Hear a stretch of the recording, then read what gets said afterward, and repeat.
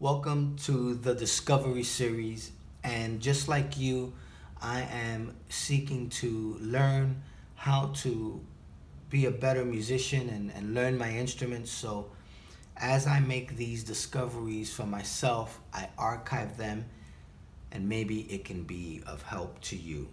Today, I'm working on my 2-5-1 progressions. And so, the way I'm approaching it is that let's say I'm in the key of C, I'm going to play my 2 minor, which is D minor, in my left, and a whole step below the root of that minor, which is a C, I'm going to play a major triad, a C major. Okay, so that's my 2 chord. My minor 2 chord creates a minor 11 chord. I can do that on any minor chord. So there are 12 minor chords. You should be able to do that on all 12. So let's just go through them real quick. We have a D minor. We have G minor. Okay, my minor triad, target triad in my left, and a whole step below the root of that triad, a major chord. So in this case, F. My next triad is a C minor. All right, so you should be familiar with the inversions. All right, so a C minor in my left, and in my right hand, a whole step below the root, a major triad. In all type of inversions, right? My next chord is going to be an F minor, with an E flat in the right. B flat is next with an A flat. E flat is next with a G flat. A flat minor is next. That's going to have a G flat.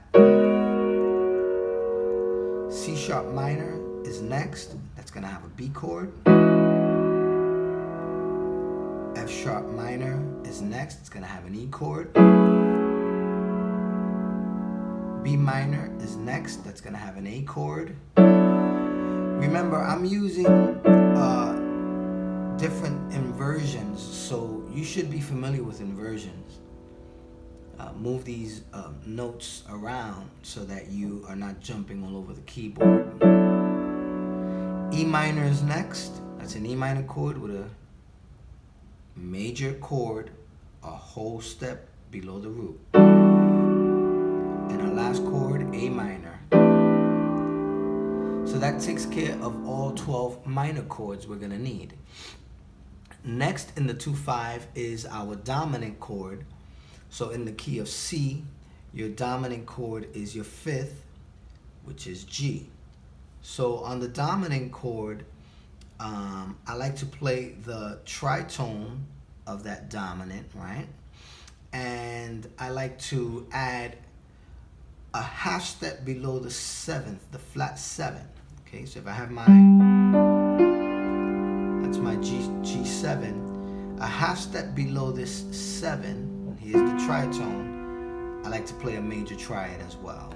Okay, that's my G7. Next is my C7.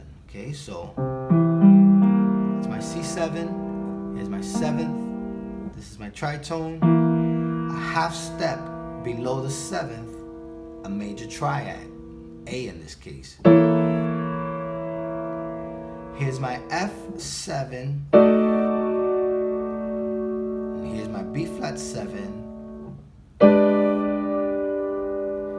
E flat 7, okay? Half step below the 7th. You should know where the 7th is. A flat 7, okay? D flat 7, F sharp 7, B7, E7, A7, and last but not least D7.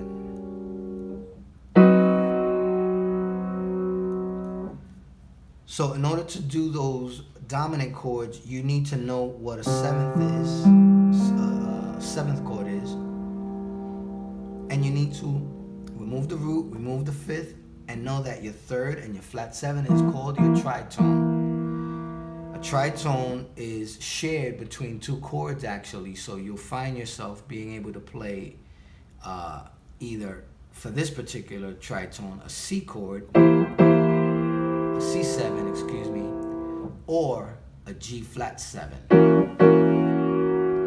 The G flat 7 is because in the key of G flat, take away my root, take away my fifth, I have my third, I have my seventh. So that's for G flat, and C share the same tritone. Now the last chord in my 2-5-1 progression is a major chord. So we went from minor to dominant to major, and for my major chords I like to play the major chord in my left, the target chord, which in this case is C, and the fifth, a major chord on the fifth, built on the fifth. So in the key, in the chord of C, the fifth is G, so I'm going to play a C chord and a G major chord, and that gives me a major 9 sound, right? You can always change these notes around to get different tensions, but we're just focusing on major 9 sound for now. That's my C chord. On my F, I play an F. My fifth is a C, I play a C chord. My B flat, my fifth is F, I play an F chord. My E flat, my fifth is B flat, I play a B flat chord. A flat, E flat with an E flat chord. Okay. D flat, G flat. D flat is my fifth, I play a D flat chord.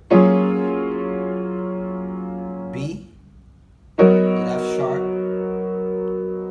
E with B, A with E, D with A, G with D.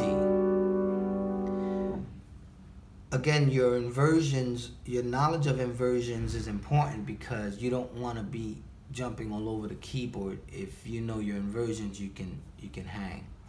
So we're going to go through all 12 major keys.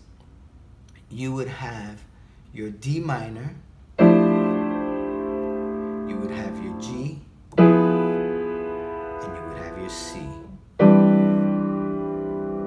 You would have your G minor in the key of F. Here's your C, and here's your F. You would have your C minor next, your F, and your B flat. Here's your F minor, your B flat, and your E flat. Here's your B flat minor 7 next. Here's your E flat. Excuse me. That's your E flat. And now your A flat. You would have your E flat minor 7, your A flat 7, and your D flat. Next is your A flat minor 7. Here's your D flat chord. And now your G flat. C sharp minor 7.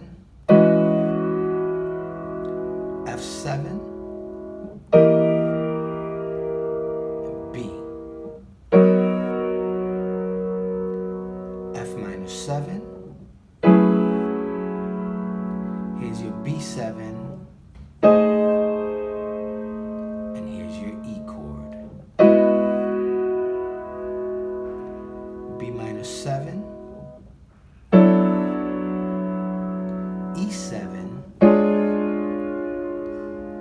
your A chord. E minor 7, A7, and here's your D chord. And your last one, A minor 7, here's your D7, and now here's your G chord. So all 12 major keys, those were your 2-5-1s. We were following what's known as the circle of fourths, which is this sound that you should be familiar with.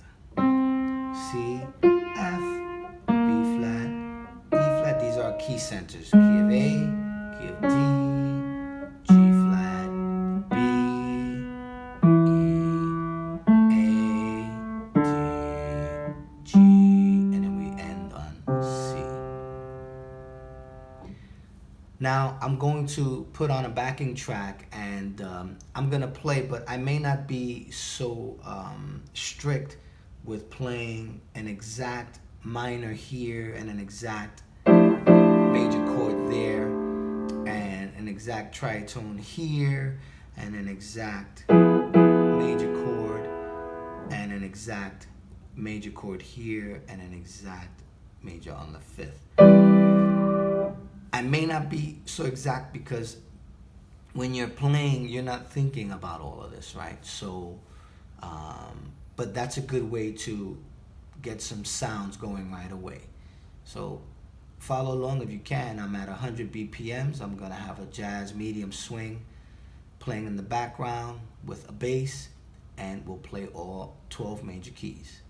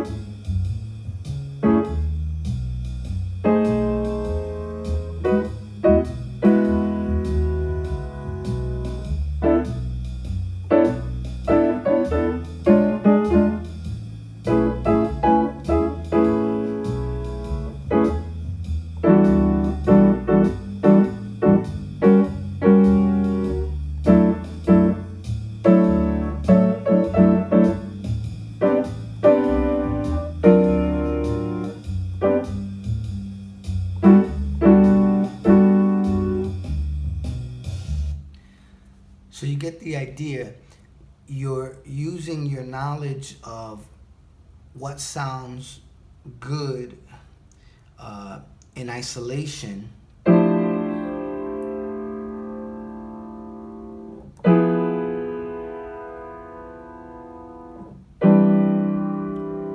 but then you're just playing. At some point you just have to play, so you may get a sound like,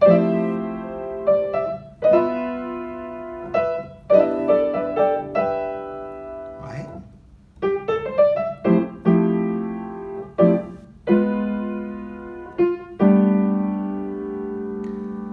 You'll get different sounds that will come to you and your fingers will gravitate to once you have a foundation, a base from which to launch from.